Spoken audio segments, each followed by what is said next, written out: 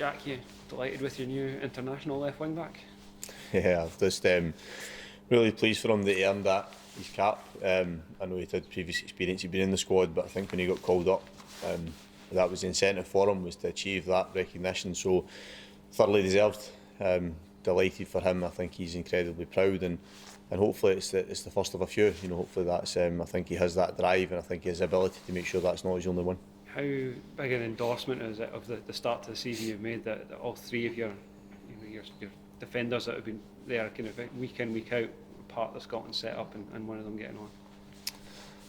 I think it's really encouraging for us as a club. You know, we with Afir being away and Alex earning his first cap for Cyprus, and Martin normally would have been away with Australia probably. So it's fantastic that we had so many players involved at international level. So I think beyond that as well, I think it's encouraging that Steve's looked at the Scottish Premiership for players within his squad. So when you look at players that had an influence in the game, Declan Gallagher, Stephen O'Donnell's, Andrew Considine's, players from other Scottish Premier clubs. So I think it gives great encouragement to players in the league, and hopefully it's a good reflection on the standard in the league at the moment, that he feels that he's able to call on these players and that they can go and help them produce good results as well.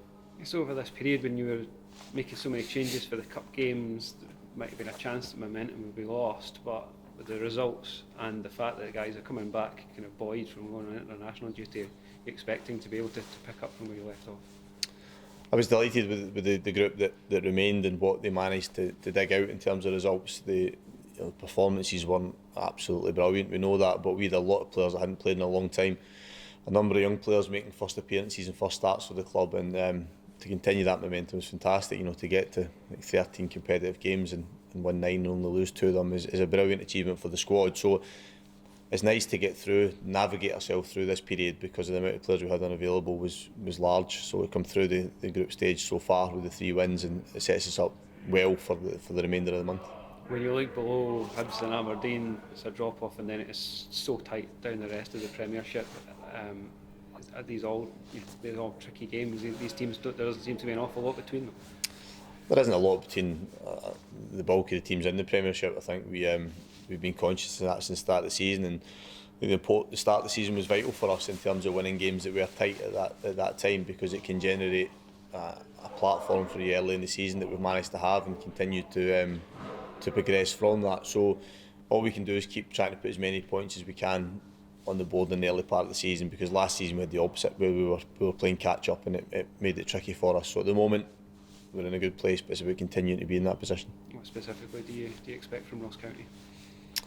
Well, I think playing away from home in the Premiership is challenging at any point, but our away record has been good, and we've enjoyed the away games. I think they've suited us at times as well.